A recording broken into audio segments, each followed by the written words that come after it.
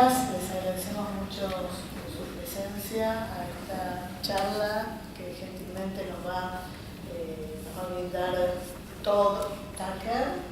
Él es, para los que no lo conocen, él es politólogo en el Instituto Roosevelt, tiene una investigación que se centra en la gobernanza económica global, la política judicial y las implicaciones de los tratados comerciales, los tratados de inversión y los tratados fiscales. Es un estudioso de la economía política y es autor de un libro que se llama Charge Not, Política y Desarrollo en Derecho de Inversión Internacional, que es de este año, del año 2018, y también tiene otros trabajos académicos publicados en revistas y libros de universidades como Cambridge, de editoriales como Cambridge, Oxford, etc. Bueno, nació en Kentucky y recibió sus títulos de posgrado de la Universidad George Washington y tiene un doctorado y una maestría. Y bueno, él hoy nos va a hablar del derecho de las inversiones, ¿sí? Y bueno, los dejo. No, acá se me olvidó el título. Derecho de las inversiones internacionales, contribución una pregunta, ¿no? Contribución al desarrollo de los países o el desarrollo profesional de abogados y árbitros. Vamos a ver cuál es la respuesta. Bueno, gracias a Silvina y Gabriel para la invitación. Podría hacer esta charla en Spanglish horrible o en inglés un poco más coherente. Entonces lo voy a hacer en inglés y les pido disculpas por eso. So the subject of my talk today is this book, Judge Not, which is a pun, is a joke in English that doesn't exactly translate into the Spanish, but it's a reference to the biblical phrase, no juzgas. And in English that also means atar, not. You know, what does this phrase mean, this idea of a judge not? I think that the investment treaty system is certainly an example of what I would call a judge not, but it's a concept that is bigger than just that. And it's really about the idea of the role of the law in an era of neoliberalism, which is specifically that a lot of disputes and a lot of debates that in previous eras might have been settled via politics or via administration are increasingly being settled by legal systems, by judicial systems, by courts.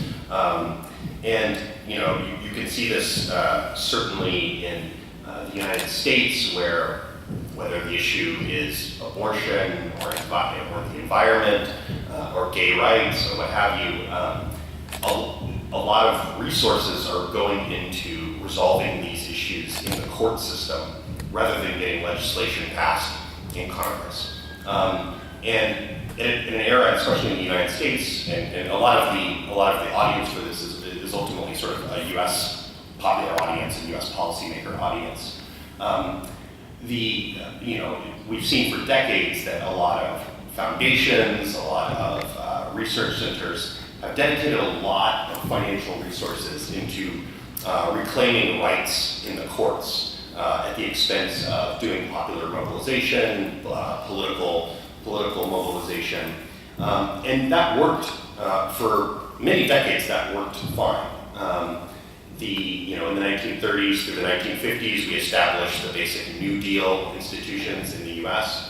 That enabled a certain minimum protection for a long period of time.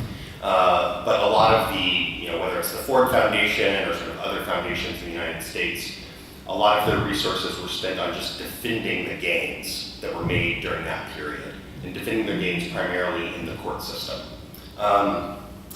This has, over time, had a bit of I would say, a perverse implication, which is that so long as you have Democratic presidents winning office and appointing Democratic justices to the Supreme Court, you could expect that some of those gains would be defended. But over time, we've seen that currently we have a conservative majority on the Supreme Court that was appointed primarily by presidents that lost the popular vote. So they did not get the majority of the votes when they became president, yet 4 of the 5 conservative justices on the Supreme Court come from, were appointed by President Bush and President Trump, essentially. So there's increasingly a gap between public opinion and the Supreme Court. You have whether the issue is campaign finance, the role of money in campaigns, whether the issue is environment, or what have you, kind of down a range of issues. There's, public opinion is here and the Supreme Court decisions are here. So there's a real crisis of legitimacy of the court going on right now. And we saw this most recently with the appointment of Brett Kavanaugh, the most recent appointee to the Supreme Court, who was accused of sexual harassment and assault, yet his confirmation was rushed through anyway. So I think in the United States, kind of much in the way that we've seen over the last decade or so, increasing concern in the area of whether it's in bilateral investment treaties or the World Trade Organization, we've seen increasing energy and ideas around reforming the system. We also see kind of an increasing criticism in the US of our domestic legal institutions. So the idea of the judge knot is referring to the fact that for so many political issues, it's increasingly courts of one type or another, arbitration systems, courts that are providing sort of the final word on public policy. And in the investment treaty system, that also has a particular added meaning, which is that in a universe of over 3,000 different bilateral investment treaties, so sort of between US and Argentina, US and Qatar, US and Bolivia, on and on and on and on. It becomes very difficult to reform that system. It takes a lot of political and diplomatic resources, as Silvina probably knows better than anyone, to change that system. And unless you change all of it at once, you also have these complicated issues, especially under most favored nation treatment and other standards that make it difficult to reform. And I'll come back to that in a moment. But so to kind of go away from sort of the general issues of sort of law and focus a little bit more on the case study that forms the basis of the book. So the main data that I used for the book was a set of interviews with arbitrators from virtually every finalized case in the system as of 2016. So that's about by finalized, I mean cases that produced a final decision on jurisdiction or a final decision on merits. And that was, at that point, that was about 350 cases, more or less, that were in the public domain, where you could actually access the award, you could read the award, you could identify who the arbitrators were. So I interviewed one arbitrator from each of those cases, and in some cases 2 or 3 of the total of 3 arbitrators for each case. And it provided a useful, this was the first time that there had been a political science study that had used that type of data to create an analysis of the system. There had been some studies before that had done interviews with 1 or 2 arbitrators or a handful of arbitrators, but never such kind of a comprehensive look. And one of the main motivations for using that type of a methodology instead of a statistical analysis, which I also do in the book, was that after I did a handful of interviews of the first few arbitrators that I spoke with, one of the recurring questions that I would ask in every interview was, if a developing country came to you and asked for advice about how to avoid an arbitration claim, if they were making a new environmental policy, what would you recommend? And the answer that I got time and time again was, it really depends on which 3 arbitrators you get. So that led me to believe that there was enough variance and variability and the kinds of interpretations and the kinds of approaches to the law, that you could see that it was actually worth trying to speak to someone from each set of arbitrators in order to kind of get a sense of, okay, well, if there's many different ways of doing the work, if there's many different ways of arriving at conclusions, what's the universe of different ways to get there? So that's part of what motivated me to speak to as many arbitrators as I did. So in the book, I kind of look at what are the ways in which ISDS, the investment law system, what are the ways in which it either represents or doesn't represent kind of a new type of approach to legal dispute resolution relative to national courts, relative to other systems of public international law. I sort of, for purposes of exposition, kind of talk about it as being, in a sense, a market, more of a market for law than other legal systems. And I mean that in sort of a few different ways. I mean that sort of in the sense of the legal form, the content of the law, and also sort of the system, more broadly speaking, of the law. So at the area of legal form, there's both a supply and a demand of international investment law.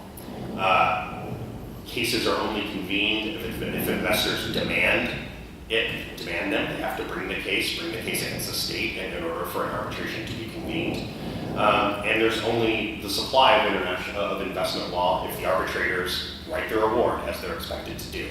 But in both cases, you sort of have, we see sort of in the area of public international law, a lot of international court systems and legal systems that are never used or used very rarely. And for the first few decades of bilateral investment treaties, we also didn't see the system being used. Some of the early investment treaties to include arbitration, or the Italy-Chad agreement, and some other agreements between European and African countries. The U.S. began its bilateral program in the 1980s. But up until the early 2000s, we only had a handful of cases used in the system. It wasn't something that was widely known.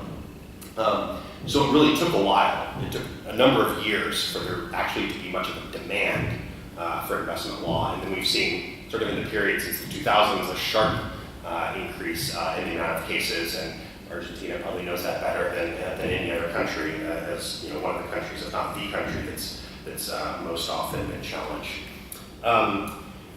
In terms of the demand, or in terms of the supply of investment law, how does that work?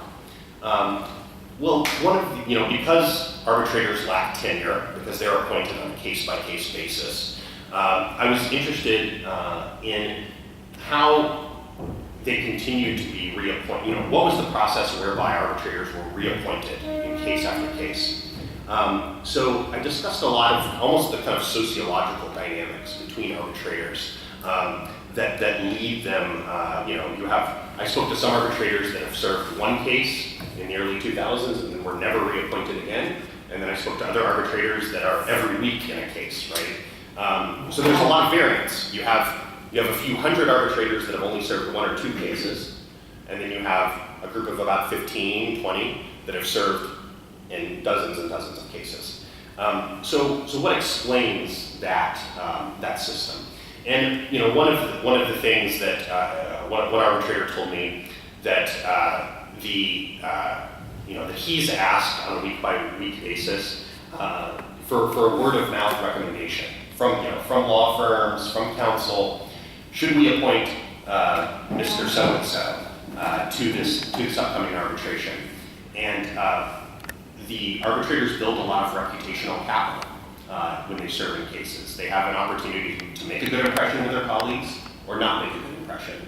And if you're the kind of arbitrator that's asking a lot of questions, that's slowing everything down, that appears to be too partisan for one side or another, or I should say sort of partisan in a way that's indefensible in the context of the legal questions being addressed, then it may be much harder for you to be reappointed. Whereas if you're someone who's collegial, who's able to get along with your colleagues, then you're more likely to be in that sense, there's kind of a market for arbitration talent that we see sort of from case to case. And some are winners in this market, and some are losers in this market. Another way that sort of there's a market influence on the system of law is in the level of the content of legal interpretation itself. I mentioned that I asked arbitrators, what would be your advice to a developing country government that wanted to avoid arbitration claims? And one of the 2/3 of the people that I interviewed said that the best way to avoid arbitration claims altogether would be to not change policy, from government to government, not change policy. Once an investment has come in, if you want to be absolutely sure that you won't be challenged, just keep that policy regime in place. And some of the advice was kind of creative and a little bit surprising from a social science perspective, which was to say advice like, well, the left-wing parties and the right-wing parties need to come together and agree on a common agenda for economic regulation or environmental regulation. There may be a few countries in the world where that kind of an arrangement is possible, but it seems, for the most part, in most countries, highly unlikely, since that's the basis of a lot of political contestation, is different views towards economic regulation. So the fact that there was kind of such a strong sense that sort of stasis would be a protection, sort of absolute stability would be a protection against claims. It was interesting, certainly from a democratic and from a social science perspective. And then sort of finally, at the level of the system, I think that there's also kind of a market influence, which is to say that when you have 3,000 different bilateral investment treaties established, there's sort of almost an excessive overlayering of contracts between sovereign governments, where even countries that have been fairly critical of the investment arbitration have had a lot of difficulty getting themselves out of the system altogether, or reducing their level of exposure to the system. I think probably the classic example is the Correa government in Ecuador, which pulled out of a number of its investment treaties. Rafael Correa campaigned as a candidate on pulling out of investment treaties, came in, pulled out of a few of them, and then spent the next 8 years on a commission to pull out the remainder of them. And at that point, that was kind of the high watermark for reform, in a sense. That was the government that had sort of most stepped out in front and experienced the political cost of doing that, in terms of sort of bad press coverage in the Wall Street Journal, bad press coverage in the Financial Times, incurred all those costs, and then only to have sort of the new government come in and basically reverse a lot of what had taken 8 years to accomplish, and that was in a matter of weeks. And this is an interesting attribute of the system, which is that for many investment treaties, you have not only the obligation to comply with the standards and with the rules while the treaty is in effect, but then in some cases you have up to 25 years additional obligation to comply even after you've given your notice of withdrawal. So that's a quite enforceable, quite strict system of investment treaties of international law, where you incur in the moment, at the present, when you pull out of the treaties or reform the treaties, you incur the immediate reputational cost of doing it, but then you have to you don't get the sovereignty benefit for as much as another 25 years.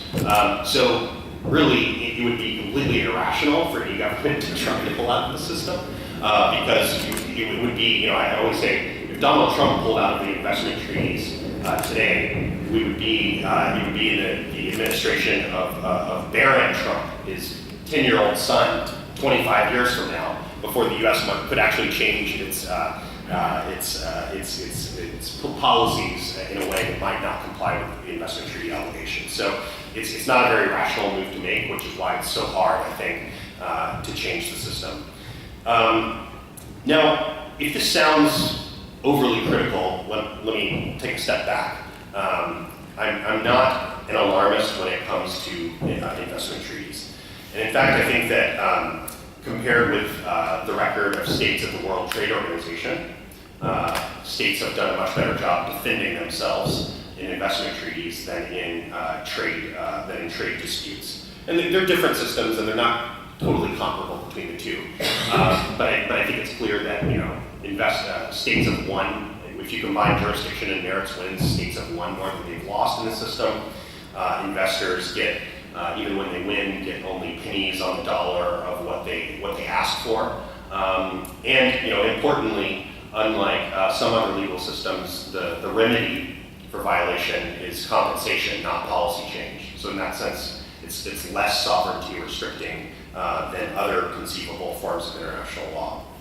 And I think that another advantage to the system, again, sort of in the abstract, just kind of looking at it a little more of an abstract level, is that this has been one of the most significant expansions of a system of international law in a short period of time that we've seen in human history. And part of that is because the system has gotten states out of the way. So instead of an investor having to rely on their home country government to launch a case on their behalf, this happened in some of the arbitrations of the early 20th century, we see just a very quick expansion because largely we've opened up the system to non-state parties. And that to me seems interesting and perhaps promising for other areas of international law, whether that's labor rights, environmental rights, etc. So what is to be done about this system? In the book, I talk about sort of some of the structural difficulties with reform of the system, and I make sort of a set of proposals to create a little bit more balance and to perhaps lessen some of the controversy around the system. One of the things that I recommend is bringing up giving access. So a lot of the investment standards exist in free trade agreements and other trade agreements that include or could include labor, environmental, consumer standards.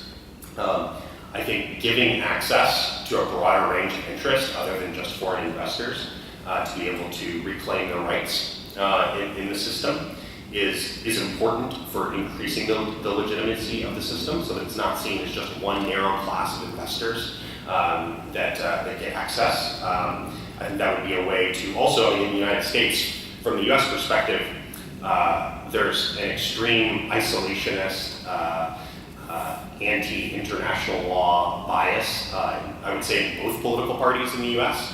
And as someone who likes the idea of international law and would love to see the US comply with more of it, I think it's important to figure out how to reset that political discussion so that there is more support.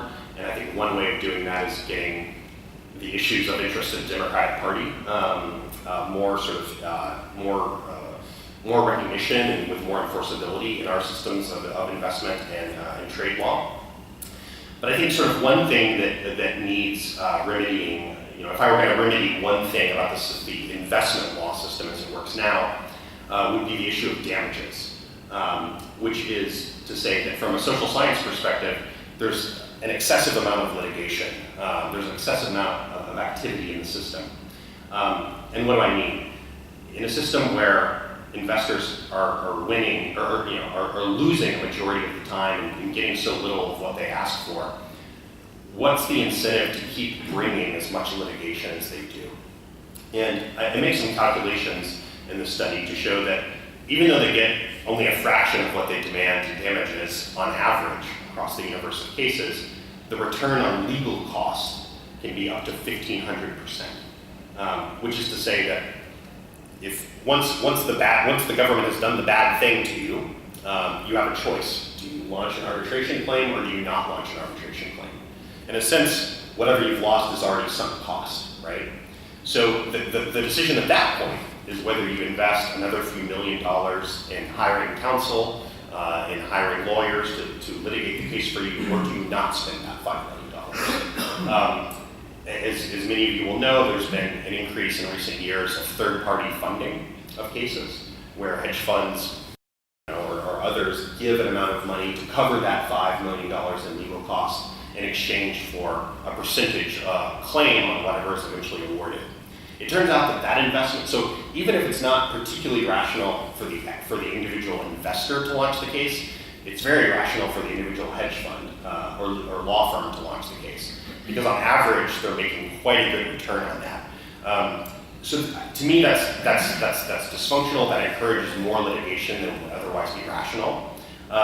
So in the proposal that I make here, and also sort of if you go through the links, I have specific sort of treaty language and legal text that I propose, would be to limit compensation for only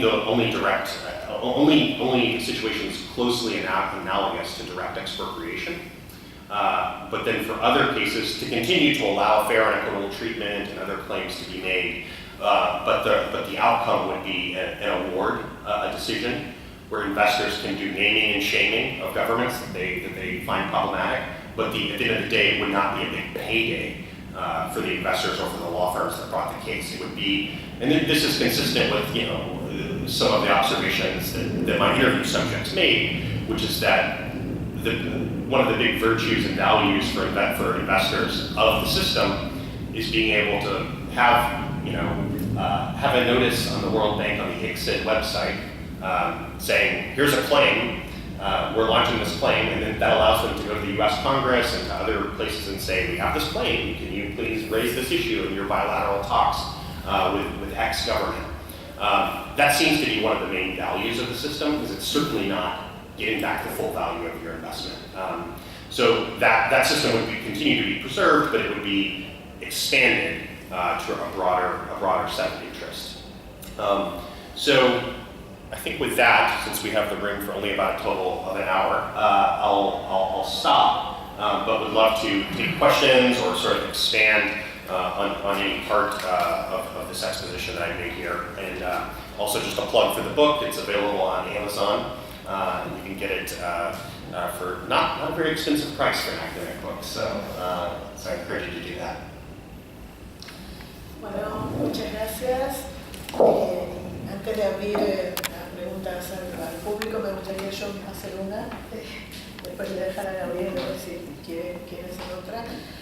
Y es, sabemos que se está encarando una reforma en el ámbito de Musitral y también en el ámbito del CIADI, o sea, el CIADI está planificando modificar sus reglas.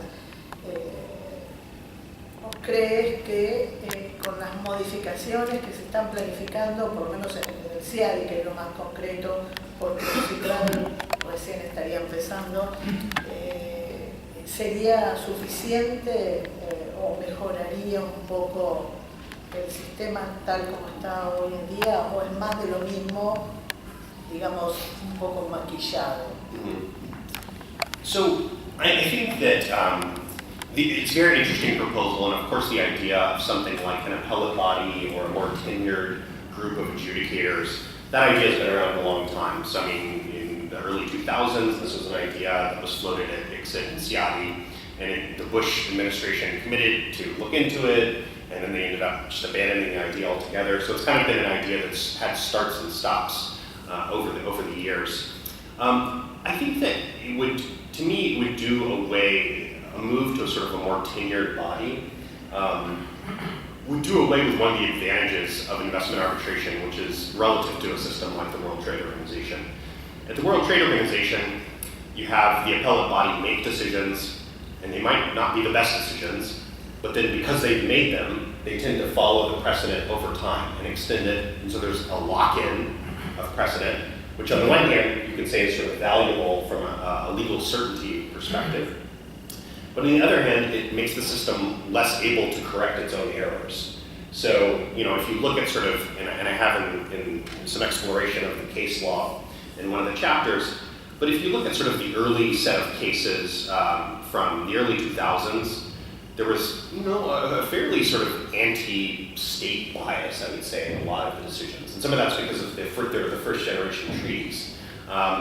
But there was a fairly anti-state bias that I think if you look at sort of subsequent periods from 2005 to 2015, since 2015, there's been some self-correction in the system, and that's because, as my interview subject said, why should I be consistent with another arbitration decision? Why should I even be consistent with my own previous arbitration decision?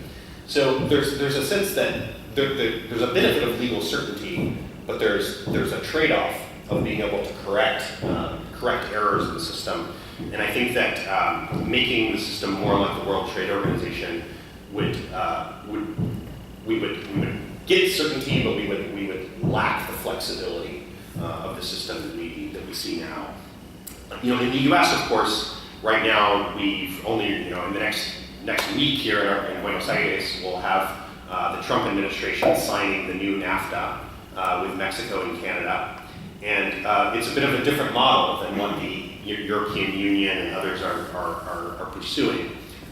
Their model is basically eliminating most investment rights in NAFTA, except for a few favored industries. So basically for the oil, gas, and electricity and utility sectors. So it's kind of it's getting rid of ISDS for all of the Koch brothers, the industry conglomerate in the U.S. And I think it's interesting. It's an interesting proposal. There's a lot of interesting things about the new NAFTA. But I think that it's not going to gain as much traction in the international space as what the European Union is proposing. The European Union is very active at going to all of the international spaces, going to ICSID, going to UNCITRAL, making the case for a multilateral investment court or something like that. It's a very powerful idea. It's one that a lot of lawyers have an easy time getting behind because of the legal certainty questions, because of sort of, I think, what's seen as procedural propriety in the proposal. And I think that the new U.S. model in NAFTA, is going to have a difficult time competing with that because it's not as comprehensive, it's not as thought through. So I do think that the reform proposal that's most likely to move forward, I would say at this point, is something along the lines of what the European Union is proposing. I think that would, to my view, that would be somewhat unfortunate because I think that it would create a more WTO-like system that I think has significant trade-offs from a democratic flexibility perspective. Yeah. Muchas gracias, Todd. Yo tengo una pregunta porque me interesó un comentario que hiciste al inicio y tiene que ver con este fenómeno que se está dando en muchos países. Hablaste en particular de Estados Unidos, de que toda una serie de cuestiones de política pública que antes eran debatidas en ámbitos más bien políticos y decididos por actores básicamente políticos, hoy están en buena medida siendo decididos por tribunales, por cortes, ¿no?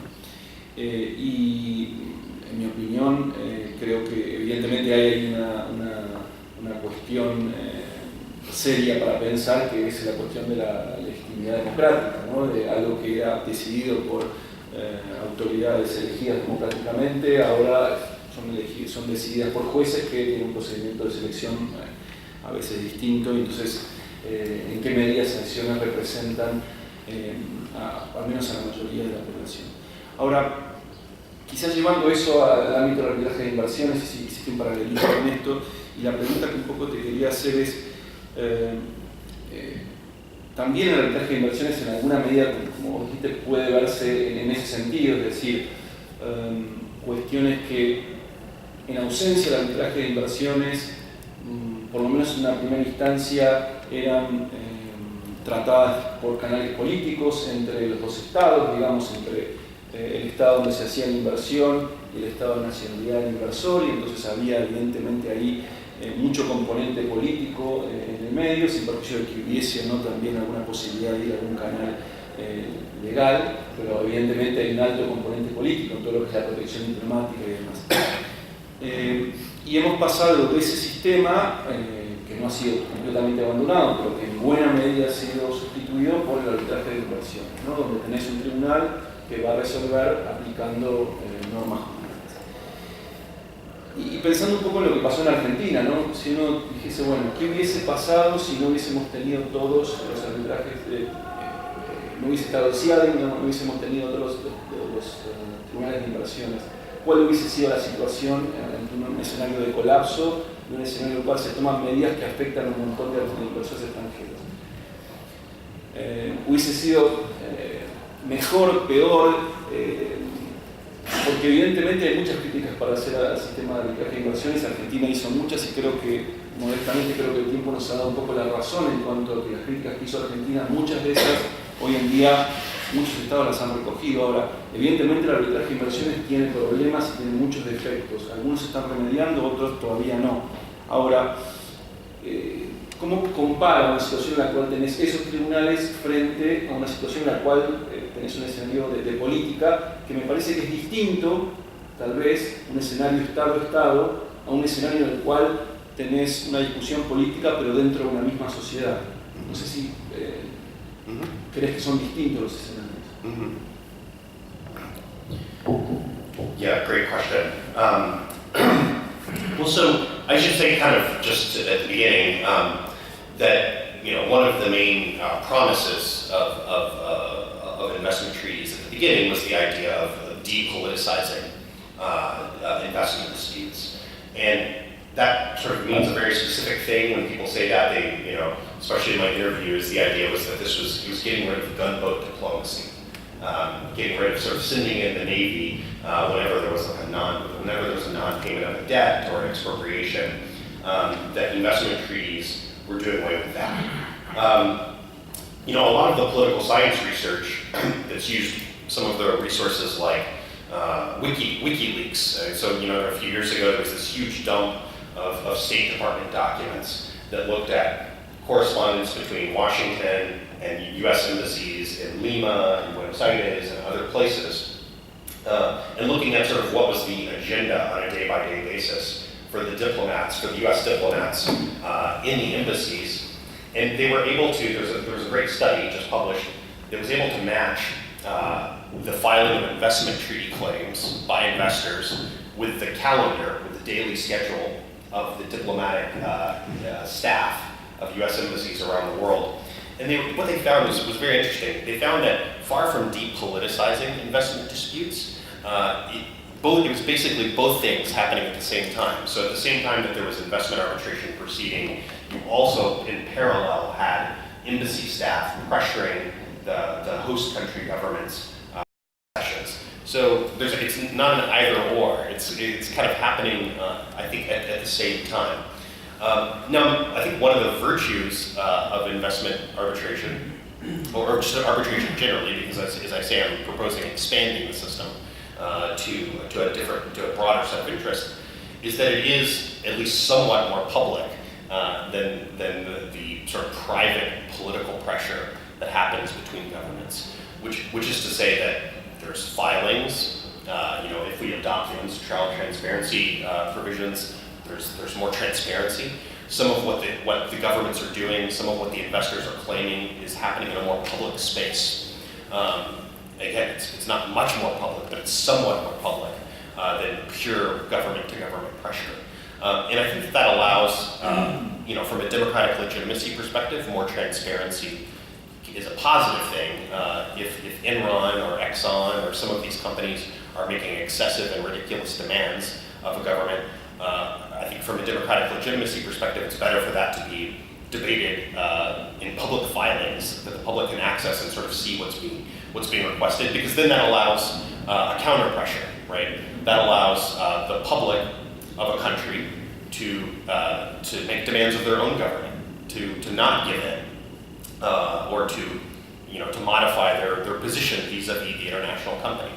And that's harder to do if it requires WikiLeaks to know that the thing is even happening in the first place. So I think that there's some value to a system that allows a little bit more public reasoning to take place. So I think that that's a positive thing. I should say sort of one of the other main debates around sort of the criticisms of investment law is the idea of whether it leads to regulatory chill or not. Our governments that want to be regulating the environment, want to be regulating banks, are they not doing it because of the possibility of a threat of an investment claim? And unfortunately, we don't have systematic evidence of whether that's true or not. We have anecdotal evidence. There's anecdotal evidence that in Mexico or in Canada, in certain countries, you have bureaucrats telling the other agencies, okay, don't do that, don't do this because of the possibility of a claim.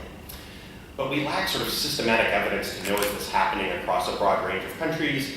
Are these excuses that governments are giving when they don't want to regulate in the first place anyway? So a government that really doesn't want to regulate for environmental protection, is it easier for them to sort of blame an investment claim when it's something that they don't want to do anyway? It's hard to know. I mean, it's difficult as an empirical matter to disentangle what are excuses versus what is actual regulatory chill. But it's certainly enough of a concern that I would say that the possibility that that's happening is certainly motivating a lot of the debate.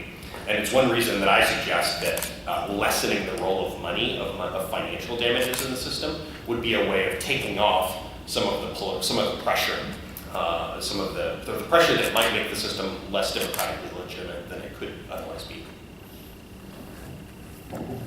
Bueno, vamos a abrir ahora al público.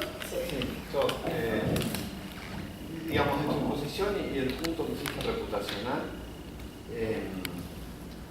digamos, me da la impresión, conoces el libro de Political Economy of International Treaties de Paulson. Sí, como que hay un único modelo, ¿sí? One model fits all, la idea esta de que...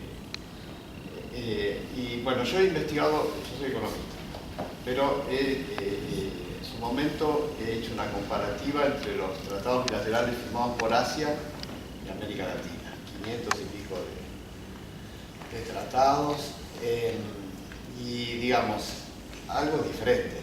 Es decir, en el espacio hay diferencias, y en el tiempo también. No es el BID que firma China en los 80 no es el mismo que firma en los 90 ni el que está proponiendo ahora. Digamos, se va volviendo un capital exporter, entonces se vuelve mucho más. Es decir, cuando se abre la Pandora Box en los 90, uno hubiera pensado que el principal, digamos, país donde hubiera habido reclamos es China, donde llegaban más inversiones, digamos, fue récord de inversión extranjera directa y no tuvo ninguna. Es decir, era medio paradójico. Bueno, entonces ahí eso me llevó a averiguar qué pasaba. Entonces, digamos, el costo reputacional del cambio que planteas en Ecuador. India acaba de introducir un nuevo modelo de BID.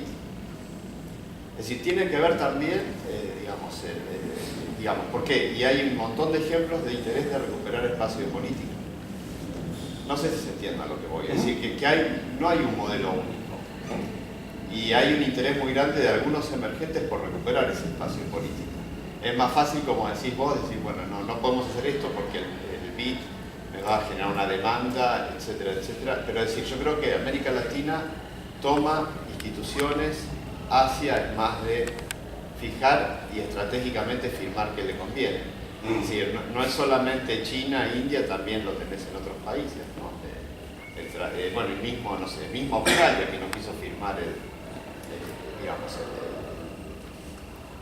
investor state dispute settlement, ¿no? Esa es un poco la pregunta.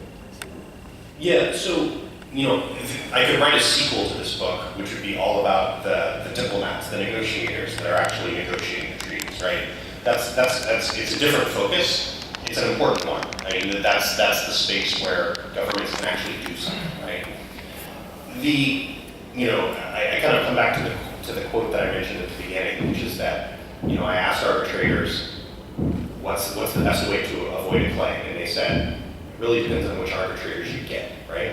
And that's because that, even in the more recent generation of model treaties, even in the third, fourth generation, there's always room for discretion, right? There's room for arbitrators to decide, do we go this way or do we go that way? And part of that's because of provisions like the most favored nation rules, which allow you to bring in, maybe you have an arbitration under a third generation claim, or the third generation treaty that's more like the Asian model or more like recent US models, what have you. But if you have a most favored nation provision that's not worded correctly, it's possible to bring in a provision from the first generation, from the 1970s or 1980s treaties.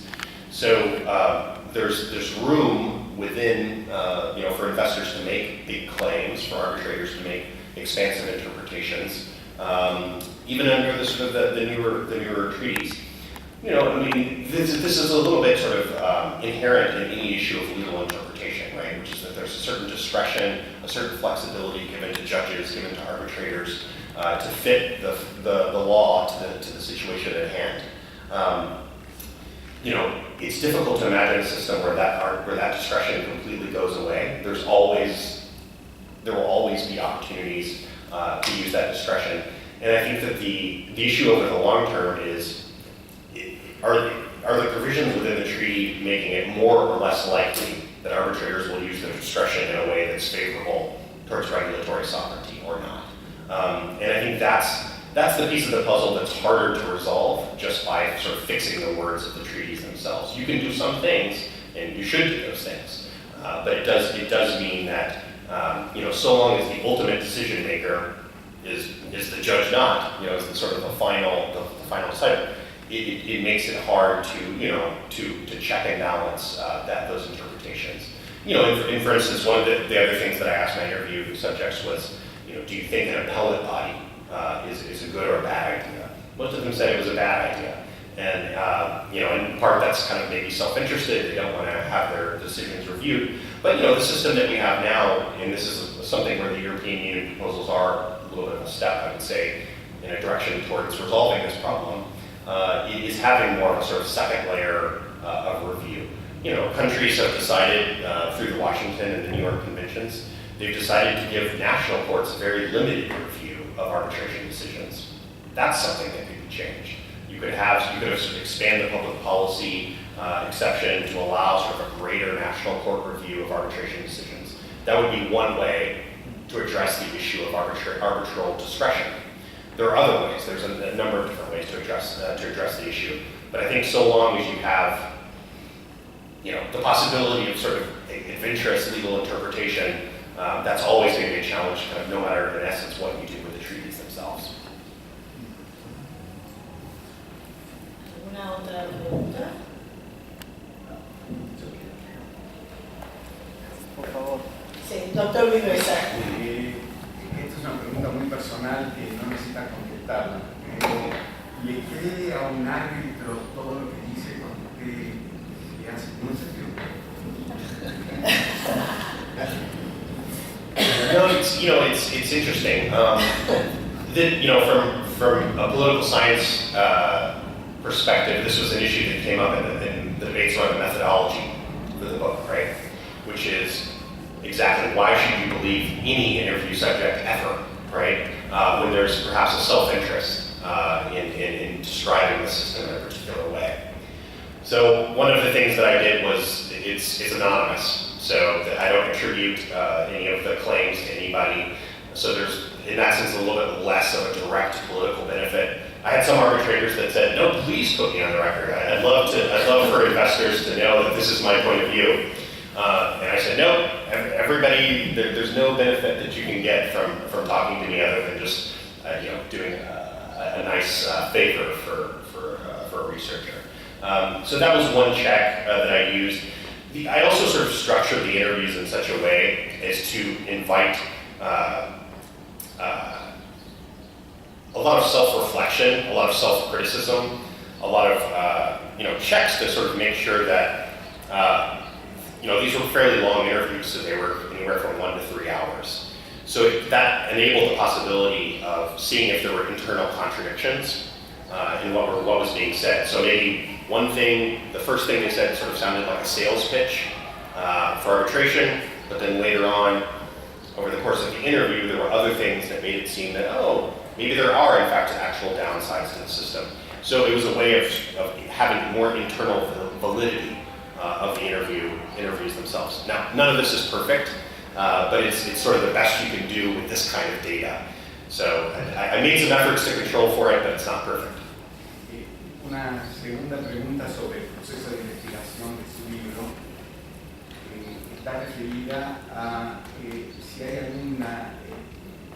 un uso de estadísticas respecto de los nombramientos de presidentes, tanto por la Corte Permanente de Arbitraje como por la Secretaría del CIADI, en relación a la participación de esos mismos árbitros nombrados como presidentes, si han sido nombrados antes o después por los inversores o por los estados, y a la vez la cantidad de árbitros que son nombrados presidentes que están vinculados a estudios jurídicos, son parte de estudios jurídicos, y aquellos que son nombrados presidentes y son a la vez árbitros independientes.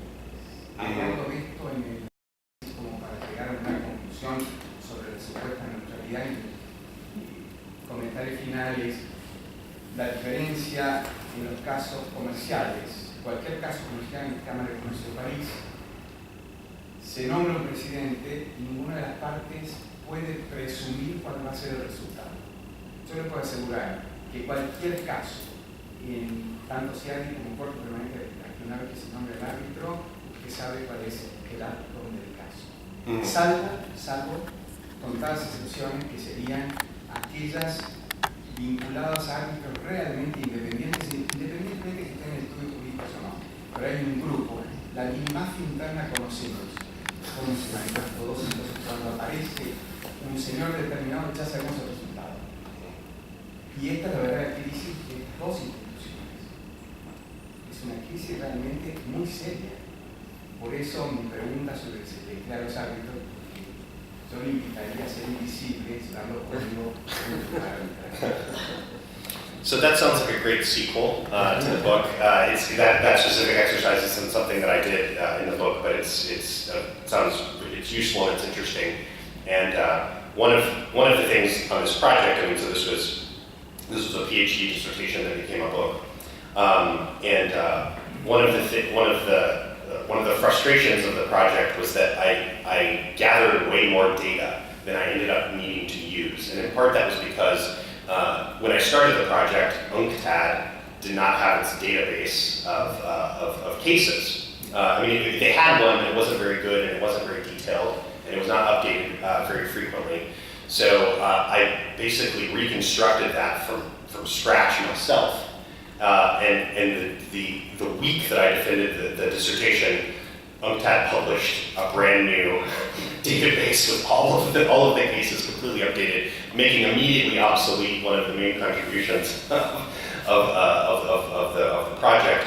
Also, sort of another thing that I did was textual.